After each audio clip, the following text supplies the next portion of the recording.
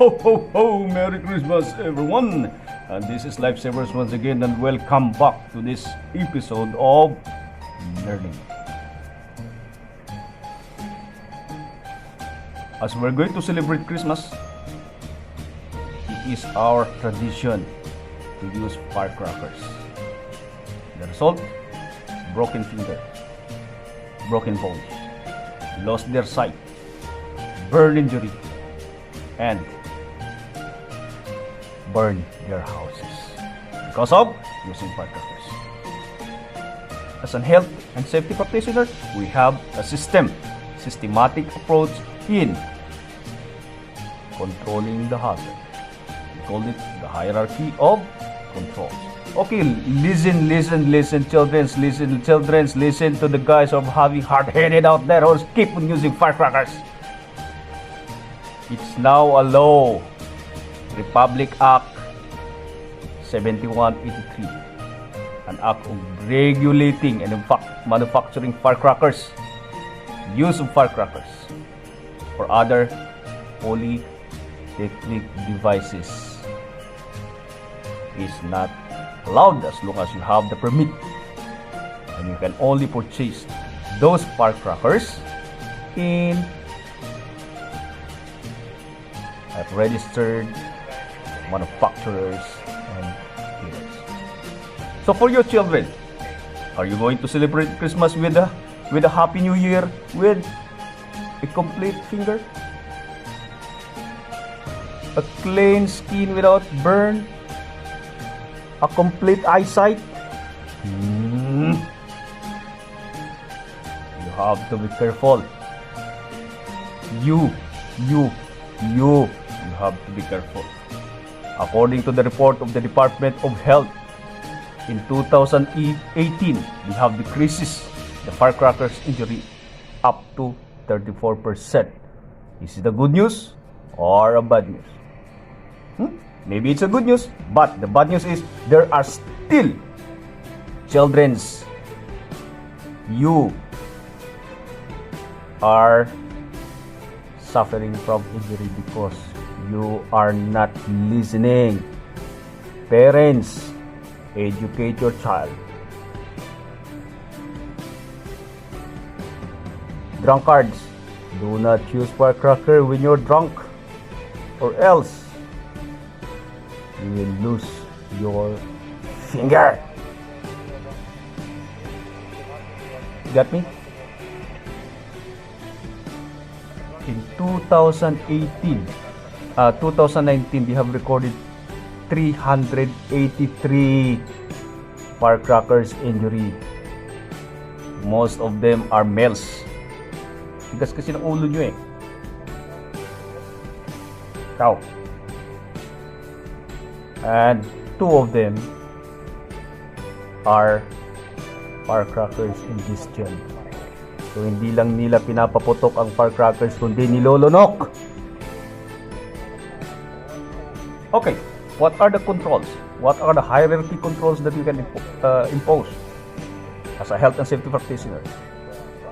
For the government, they have already made a law that's not allowed anymore. You cannot buy any of those strong firecrackers in not authorized dealer or manufacturer.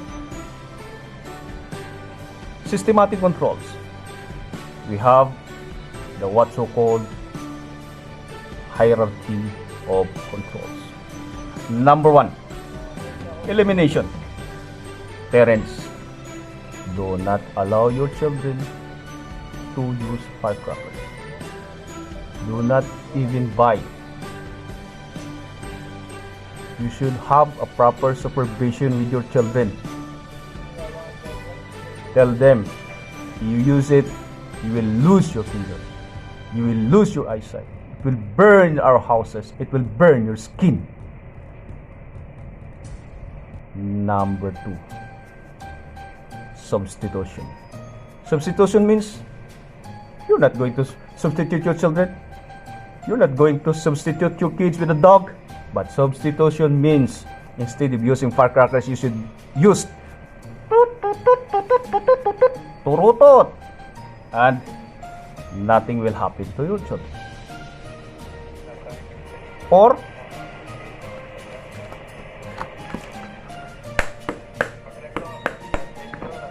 drums. Make a noise with the drums. Smash your head into the wall. No, I'm joking. Number 3, guys, approach is engineering control. If still you cannot avoid using firecrackers, please do not hold it by your finger. Use a stick in lightening your firecrackers. Put it in a drums and throw your firecrackers at your safe distance. Does it sound possible? Guys, be safe rather than sorry. Sorry. Or else you'll be celebrating the holiday season next year without fingers, without eyes, without skin, without nose, without a house.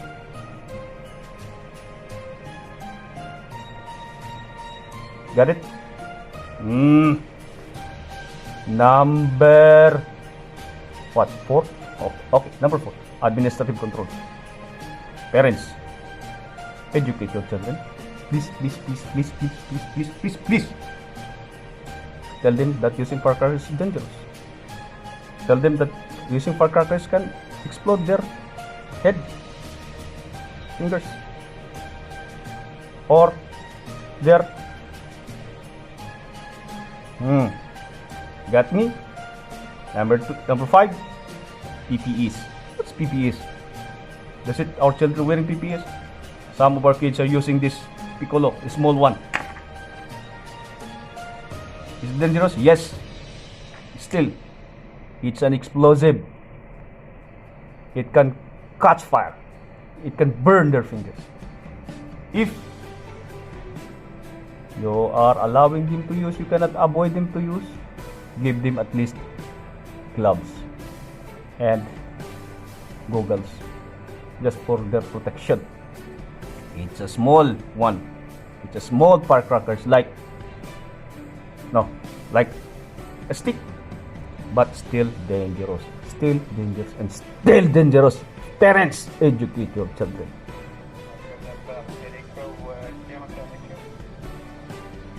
Understand? Anyway, guys, that is a very short reminders to each and every one, especially to our parents. Please guide your children in celebrating Christmas Eve and New Year's Eve. Don't let them light the firecrackers alone. Supervise them to avoid injury. So, hopefully this year we can reach zero, or not zero, or very minimal firecrackers injury. Okay, guys, this is me. I'm not using firecrackers because I'm not going to celebrate Christmas. I'll be celebrating Christmas in my work. I'll be working during Christmas and New Year. You are lucky, and all of you are lucky because you are celebrating your Christmas with your family. For us, OFW, we will be celebrating Christmas and New Year's Eve alone.